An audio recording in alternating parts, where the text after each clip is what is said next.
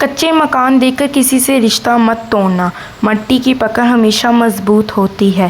سنگ مرمر پہ میں نے اکثر پیر پھسلتے دیکھا ہے۔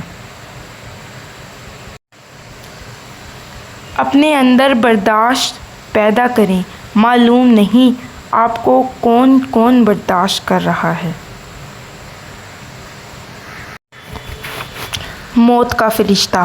کچھ لوگ اپنے آپ کو فرشتہ صفت سمجھتے ہیں اور وہ ہوتے بھی ہیں، لیکن ان کی صفت عزرائیل جیسے ہوتی ہے، یعنی موت کا فرشتہ۔ جو نماز نہیں پڑھتا وہ سکون کا مطلب نہیں جانتا۔ سوچنے کی بات۔ جس دن تمہیں یہ حقیقت معلوم ہو جائے گی کہ جو کام تمہاری مرضی سے نہیں ہوتے وہ تمہارے لیے کتنے بہتر ہوتے ہیں، اس دن تمہاری زندگی سے بے سکونی دور ہو جائے گی۔ حضرت علی رضی اللہ تعالیٰ عنہ نے فرمایا، کبھی بھی کسی کے سامنے اپنی صفائی پیش نہ کرو، کیونکہ جسے تم پر یقین ہے اسے ضرورت نہیں، اور جسے تم پر یقین نہیں وہ مانے گا نہیں۔ حضرت علی رضی اللہ تعالیٰ عنہ۔ جو ذات رات کو درختوں پر بیٹھتے پرندوں کو نیند میں گرنے نہیں دیتی، وہ ذات انسان کو کیسے یہ بے یار و مددگار چھوڑ سکتی ہے؟ میں جیسے جیسے لوگوں سے ملتا گیا میرا ایمان پکا ہوتا چلا گیا کہ اخلاق بھی رزق ہے جو قسمت والوں کو ملتا ہے۔ حضرت علی رضی اللہ تعالیٰ عنہ نے فرمایا، تمہارا بیٹا ابتدائی 7 سالوں میں تمہاری خوشبو ہے، اس کے بعد والے 7 سالوں میں تمہارا خادم ہوگا، اور اس کے بعد یا تو وہ تمہارا دشمن ہوگا یا پھر دوست۔ پیدائشی طور پر انسان نہ تو فرشتہ ہے اور نہ ہی شیطان، لیکن اپنے اعمال کی بدولت فرشتے سے بہتر بھی ہو سکتا ہے اور شیطان سے بدتر بھی۔ حضرت علی رضی اللہ تعالیٰ عنہ نے فرمایا، میں جنت کے شوق میں عبادت نہیں کرتا، یہ تجارت ہے، اور نہ ہی جہنم کے خوف کرتا ہوں کہ یہ غلامی ہے۔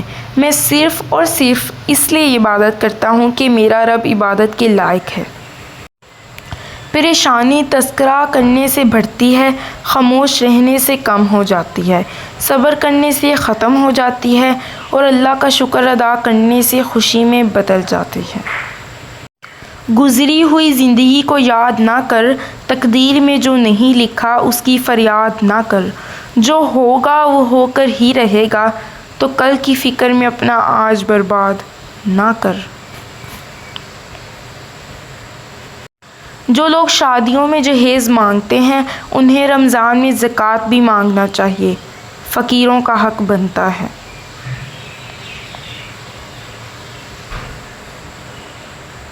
زندگی اتنی سستی نہیں ہے کہ اسے لوگوں کے تلخ رویوں کی وجہ سے ہار دیا جائے۔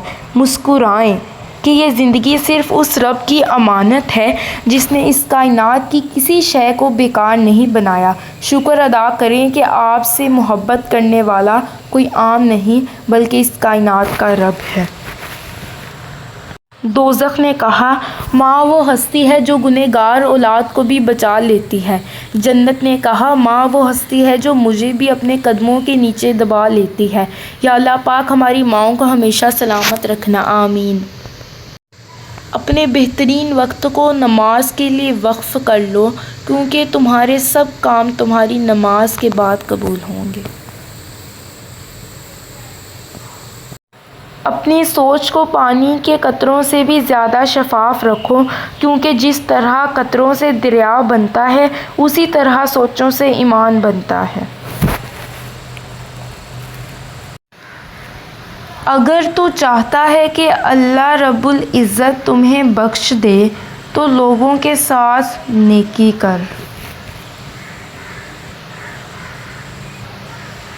ذہنی سکون۔ اے اللہ مجھے آنے والے بہترین دن عطا فرما اور میرے نصیب میں ایسا لکھ دے جس سے میرا دل خوش ہو، مجھے ذہنی سکون عطا کر اور میرے معاملات کو آسان کر دے، آمین ثم آمین۔ سب سے قیمتی ہدیہ۔ کسی کو کچھ دینا ہی ہدیہ نہیں ہوتا، بلکہ کسی پر غصہ آ جائے تو اس کا اظہار نہ کرنا، اور کسی کے راز معلوم ہو تو انہیں چھپانا، کسی کو معاف کرنا بہت مشکل ہو تو اسے معاف کر دینا، کسی کی عزت کو تار تار کرنے سے اپنی زبان کو بچانا بھی ہدیہ ہی ہے۔